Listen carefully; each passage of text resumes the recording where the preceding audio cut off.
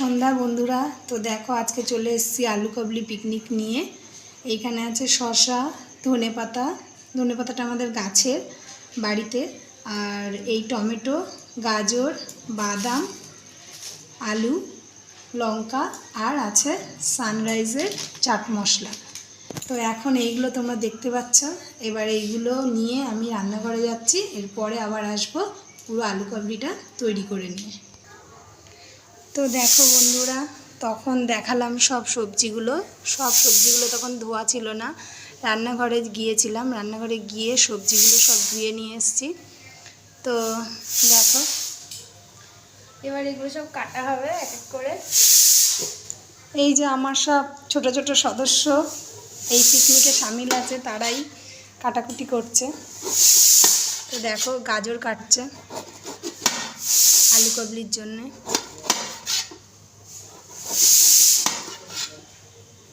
এরকম হালকা গরমে সন্ধেবেলা একটু আলু কাবলি, ঘুগনি, ফুচকা পিকনিক করতে ভালোই লাগে। আমরা করেই থাকি, তোমাদের সঙ্গে শেয়ার করা হয় না, তো আজকে ভাবলাম যে তোমাদের সাথে একটু শেয়ার করি। তো বন্ধুরা দেখো আমার এই ছোট সদস্য খুব সুন্দরই কাটাকুটি করতে পারে। তো এখন গাজরগুলো সব কেটে নেবে। আর ওইদিকে রান্নাঘরে আলু সিদ্ধ বসানো হয়েছে, আলুটা সিদ্ধ হচ্ছে।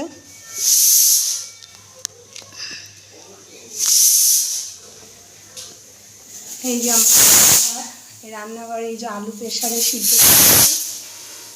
সিদ্ধ হচ্ছে। তো আলুটা সিদ্ধ হয়ে গেছে বন্ধুরা। এবার ওইদিকে সবজি কাটা হয়ে গেলে আলুগুলো সেদ্ধ খোসা ছাড়িয়ে নেব, নেওয়ার পরে কি করব সব তোমাদেরই দেখাবো, দেখতে থাকো।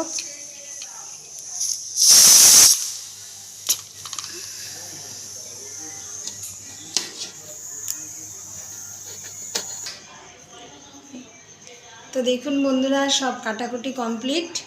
এবার আমি ছোলাগুলো ছড়িয়ে দিচ্ছি এর মধ্যে। সব সবজি আলু, পেঁয়াজ, লঙ্কা, গাজর, লেবু, শসা, ধনেপাতা, টমেটো, এর নিচে রয়েছে লঙ্কাটা চাপা পড়ে গেছে, কাঁচা লঙ্কা।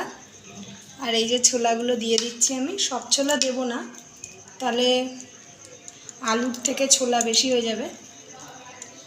কিছুটা দেব আর কিছুটা রেখে দেব। তো আমাদের এমনি সবই কমপ্লিট হয়ে গেছে, খালি মাখাটা করলেই রেডি আলু কাবলি।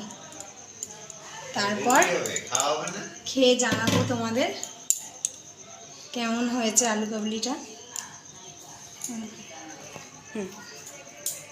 তো এবার আমি সব একে একে মিশিয়ে নিচ্ছি।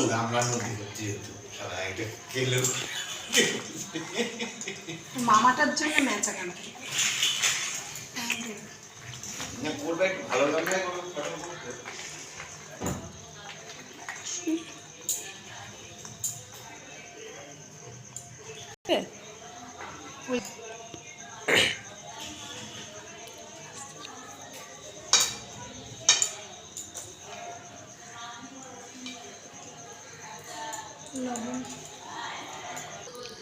কেমন লাগছে ঋষিতা খেয়ে আলু কাবলি?